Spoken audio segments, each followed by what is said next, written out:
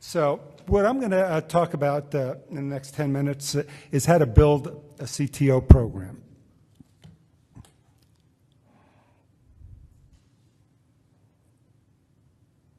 Here are my disclosures.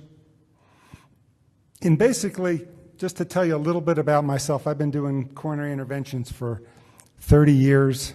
I've done over 12,000 coronary interventions. I've put in Turco-Rubin stents in the 80s, DVI atherectomy, rotational atherectomy when it first came out in the 90s, excimer laser, and started doing CTOs in 1987. And this is a circulation paper from 1992 when I was on the faculty at Emory, where we looked at 480 patients with CTOs with CTO PCI. So I kind of thought I was a CTO operator, and I prided myself that from 1987 to about 2010, I had about a 90% success rate at doing CTO. So in my mind, I'm this high-volume, hot-shot, interventional cardiologist who knows how to do CTOs. And then in January 18th, 2010, something happened that changed my life. This was the first day that Bill Lombardi came to my previous institution, Piedmont, and he came in to teach the guys how to do CTO PCI. This is about 7 years ago. And Dimitri's there, and the rest of the guys are there, and they're all eager to learn CTO PCI, except who is this Lombardi guy? I didn't know Lombardi.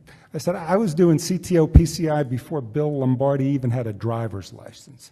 So I kind of blew Lombardi off that day. And I had a short CTO PCI. I kind of showed him the case out of respect, but he wanted to know, do you want me to in here now? So it was a vein graft that had re-stenosed 4 or 5 times, and it was a short little CTO PCI, and I was just showing him, just to almost show him that I don't need a proctor to do CTO PCI. So that day changed my life, because that day I destroyed the right coronary artery and put a 5th layer of stents in this vein graft. And from that day on, I realized that I wasn't a CTO operator. And all my experience in doing thousands of interventions didn't matter, because I didn't know the techniques of doing CTO PCI. So I'm going to take you through what I did from that day on to become a CTO operator.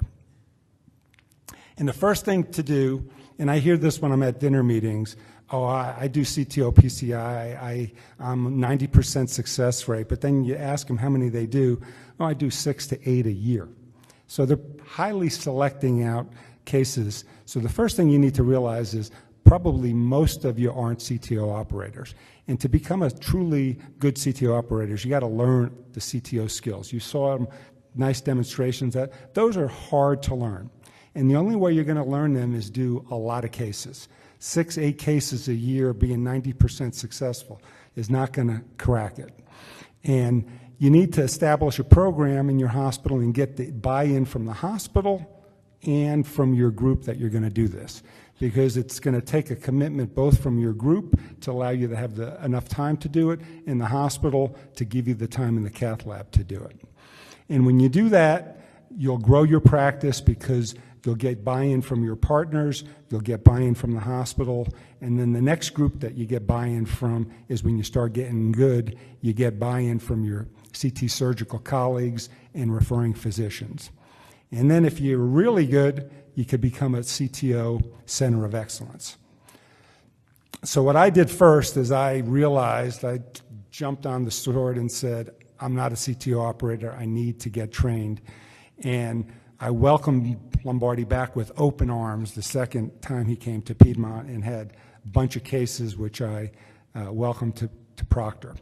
And attend as many conferences you can attend. These are good conferences. You see some live cases, you see some didactics, but you really need to get engulfed in the cases. And there's a lot of great courses around. Put a plug in for the CTO Summit in New York every year. I've been going to that every year, and that's a great learning course. CVI here is a great way to learn CTO PCI, as well as TCT, ACC, and SCI have workshops, and read CTO books and manuals. And I'm going to be Buy American first, so sorry, Stefan. we're buying American, and this is the Manos's book, and I've read his other book, and it's great. And this one I'm only anticipating it's coming out. Is it October, Manos, that it's due out? And it's a great book. Stefan book, all kidding aside, is a great book as well. But it gives you the ins and outs of doing the procedures. Some of these lectures come too quick, and you need to read it and read it again to really get what they're saying. Okay. And then what I did, I didn't accept failure anymore. I tried tough cases. I didn't just cherry pick the easy cases. You got to accept, you got to have some thick skin, accept that you're going to have procedural complications. That's part of this game. Perforation, you got to know how to handle. And what I did to increase my volume very quickly is I screened all my clinic patients that I had built over the years, the ones that, oh yeah, we know this guy's got a right CTO, he's got some angina, we're going to wait till his angina gets worse before I cath them again. I offered them to do the cath then 7 years later, and they had other disease plus the right CTO, and it increased my interventional volume. And something important that we did, we double scrubbed on cases, so you'll learn from everybody else's case. And I increased my volume the first year from 15 cases a year to 150 cases a year, just by, we weren't always successful, but I increased my volume in learning. And the other important thing you do is you have to protect your time. You can't do this in a busy schedule. You have to you do these on CTO days. You have to learn new techniques. It's easy to see these techniques, but you really got to step-by-step learn them. You have to go to proctoring. You have to seek outside help, and you have to learn from your failures. If you don't learn from your failures, you're not going to get any better. And if you can get proctors, get them as many times as you can. And I even went to go visit proctors just to learn the technique. And then what I did, everybody thinks CTO PCI is these simple single vessel CTO cases that you're going to increase your volume. But when you start getting good at it, you get to do all the prior CABGs, with vein grafts. If you have a patent lima and all your other vein grafts, most of the surgeons aren't going to touch that case. So there's like 2 or 3 CTOs in each of those cases. You get surgical turndowns because they have severe comorbidities that limit their surgery, or they're not anatomically suitable for surgery. Those are big volumes. If you get your surgeons to buy in that you know how to do CTO PCI, you'll have a steady stream of referrals. At my former institution, they would not let anybody go home who was a surgical turndown for comorbidities till they had a high-end interventionalist look at the films. So you got one case every couple of days just from the surgeons. And those are good. And then you can start doing, the mid-LAD and a right CTO. You can take those on and increase those were patients that you would normally think about sending to surgery if they had severe symptoms. You could tackle those patients now. And I think the most gratifying patients that you see and treat are the patients who've been, end-stage angina patients that they've been told by multiple people nobody could help them, but you could help them. It makes you really feel good when you're successful at that. What it does for you, if you think you're a good interventionalist before you do CTO PCI, you are far better. I can't tell you how much better of a PCI operator I am now than I was after those 12,000 cases, just learning how to do CTO. And you accelerate that learning tremendously by learning how to do CTO PCI. You'll learn how to use new devices. You'll increase your PCI volume. You may learn your surgical volume. You help people, and you really offer patients complete revascularization. We always laugh when we look at a patient with multivessel disease. if the interventionalist doesn't know how to do CTO PCI, they'll leave the proximal LAD occlusion and do the ramus and put a stent in the ramus and then say, we're done, but leave the LAD CTO. So you really offer the patients complete revascularization.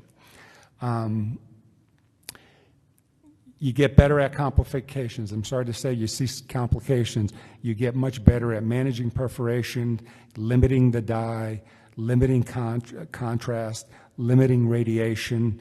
Bleeding becomes, when you put these big sheaths in, you know that you better stick right or else you're going to have bleeding complications. And you'll learn a lot of subtle angiographic changes where you got a distal perforation with a plastic-coated wire that you may have missed 5 years ago. That you see that's a perforation there where in the past you would have maybe not seen it, and it would have been 4 hours later where that patient comes back to the cath lab and hypotensive. And I can't say this enough. It makes all your non-CTO PCI seem like chip shots, Mickey Mouse cases. It benefits your hospital, so you're going to improve your hospital referrals from other institutions. You're going to attract chip referrals. If you don't do CTO PCI, you're not going to be a chip operator. That's part of being a chip operator.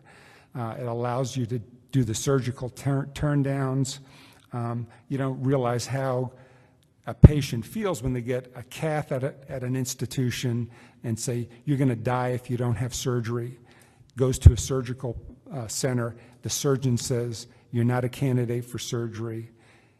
And already the patient's thinking he's going to die if he doesn't have surgery. The surgeon says, we can't help you because you have severe COPD. We can't operate on you. You go in the room and tell them you could help them.